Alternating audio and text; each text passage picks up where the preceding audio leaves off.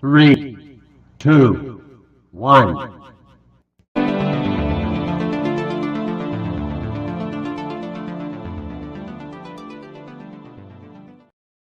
Hello and welcome. We are back for season 2 of the Happy Hour podcast, which will be kicking off in a couple of weeks. Until then, I'm going to be doing a series of short videos taking you division by division through the NFL as we prepare for the 2023 season. Ricky and I are excited to be back. We will be kicking off Labor Day weekend. And great news this season, we will be going live on Sunday mornings, previewing the games of the week, some sits starts, some bets we like each week.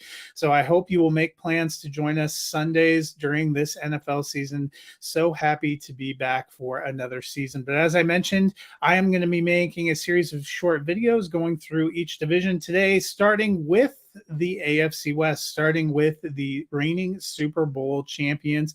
I've been doing team previews day by day all throughout the month of August that will continue until September 3rd. So you can find those on our site, musiccitydrivein.com. Well, today I'm going to kick it off. First up is the Kansas City Chiefs. They won the Super Bowl last year. In case you forgot, I wish I could forget. I am not actually wearing Chiefs red. That's just a coincidence. They were 14-3 last year, won the Super Bowl. Last year, they entered the season without Tyreek Hill, and everybody wondered how they were going to be able to keep going with missing a big-time receiver, but they managed to make it work. Patrick Mahomes was arguably better than ever using Juju Smith-Schuster, McCole Hardman, Marquez Valdes-Scantling. They picked up Kadarius Toney through the offseason. But you know what? This offseason, they let a couple of guys go again. Juju Smith-Schuster, who was their leading wide receiver from last year, is now in New England. McCole Hardman is with Aaron Rodgers in New York with the Jets. That leaves them with another inexperienced group, but you know what? I am not counting them out. They're hoping Sky Moore in year 2 can take a step forward. Kadarius Toney maybe can stay healthy and stay on the field. They have rookie Rashee Rice. They still have MVS, but you know what? They have Travis Kelce, and that's probably all that matters for Patrick Mahomes. Last year, they really found a winning combination in the backfield with Isaiah Pacheco and Jerick McKinnon, especially down the stretch and in the playoffs. McKinnon actually finished as RB20 last year, and he's my sneaky fantasy value for 2023. I think he was a real asset in the passing game, caught a lot of balls, caught a lot of touchdowns, and with an inexperienced receiving core, once again to start the season, I can see him playing a big role in the passing game while Isaiah Pacheco remains the pounder. I think the Chiefs are still probably going to win the West again, but it'll be a little bit closer, hopefully, than last year. I think they'll be among the top contenders in the AFC once again as they defend that Super Bowl. Second place team in the West last year was the Los Angeles Chargers. They finished 10-7, managed to make the playoffs, but lost in a memorable wild card game where they turned the Jaguars over tons in the first half, built a huge lead, and then saw it fritter away. They did enough last year to make the playoffs, but this offseason, they wanted to make some changes. They brought in Kellen Moore to run the offense. He comes over from the Dallas Cowboys. They added rookie receiver Quentin Johnson to give them another weapon in the passing game. But I think the pressure is still on head coach Brandon Staley to take this team further. They have a lot of talent on paper. Can paper translate into action? Getting to the playoffs was one thing. I think they need to have a better showing in the playoffs. Can they do it? That's a question that remains to be seen. Austin Eckler wanted a new deal, couldn't really get one, managed to settle things, so he will be back. He has finished as the number 1 running back in fantasy the last 2 years.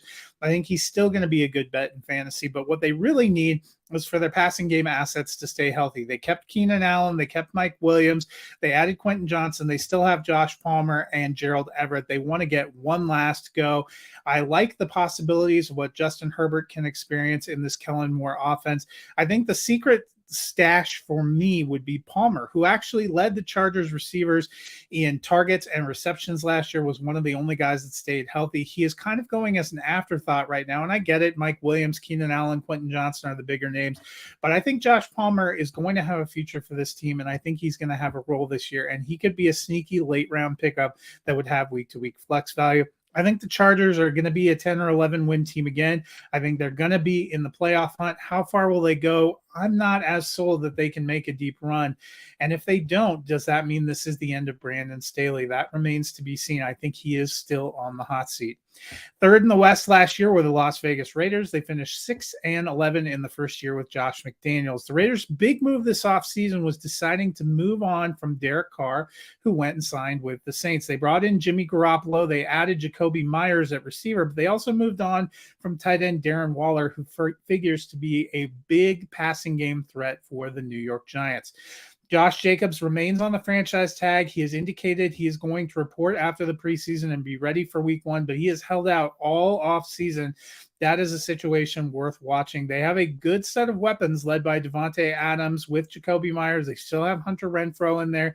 They went and got Michael Mayer in the draft, a good-looking young tight end. They also have the veteran Austin Hooper. It's hard for me to be confident about any team coached by Josh McDaniels. If you've listened to me long enough, you know he is not my favorite coach. The wheels really came off the bus at the end of 2022, and I don't know that they've done enough to make strides in what is a very crowded division and incredibly crowded AFC landscape.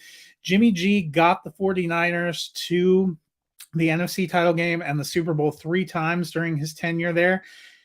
But health remains a question. They don't have a lot behind him, and this is a whole different ball of wax.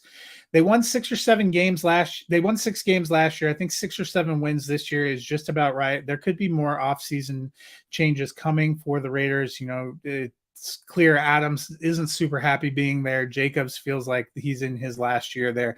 You have to wonder how long the leash is going to be for Josh McDaniels, especially if they have another sub-500 season. Finally, the last place team in 2022 in the West was the Denver Broncos, and that hurts my soul a little bit to say it. 5-12, they suffered through a horrendous coaching experience with Nathaniel Hackett. Showed a few signs of life the last 2 weeks, even though they didn't get the wins when they moved on to a new administration. So their big change was bringing in Sean Payton as coach. He's definitely made a mark, making a lot of comments about what he expects from the Broncos this season. Will we see it? I certainly hope so. They added Samaje Perine to the backfield that gives them depth, a great blocker, a great role player. Javonte Williams looks healthy, which does my heart good. They also added Marvin Mims, a wide receiver in the draft, which seemed like a luxury pick at the time, but it has not been a kind camp for Broncos wide receivers. Tim Patrick is already out for the season again. They released and moved on from KJ Hamler, who just couldn't get healthy. Jalen Virgil, a good-looking second-year player, tore his meniscus and went on IR after the second preseason game. And just this week, Jerry Jeudy tweaked his hamstring and is likely to miss a few weeks. That makes me a little nervous, but the big question is, can Sean Payton turn around Russell Wilson and get a lot out of him? And can that defense continue to be a powerhouse? The Broncos defense was good enough for that team to have been a 9 or 10 win team last year. The offense totally let them down. Can they get the offense and the defense moving together? I think with better leadership, they can do it. I think, maybe it's the fan in me, but I remain hopeful. I think they can win 10 or 11 games and be in the playoff hunt. I think 3 teams can come out of the West. I thought that last year, and the Broncos let me down, but I'm holding out hope once again. So that's my take on the NFC West. If you have some thoughts on the NFC West this season, or the AFC West, this season, please leave it in the comments. Otherwise, I will be back soon with another video turning my gaze to the NFC West, which certainly has some franchises with a few more questions. Until then, have a great day.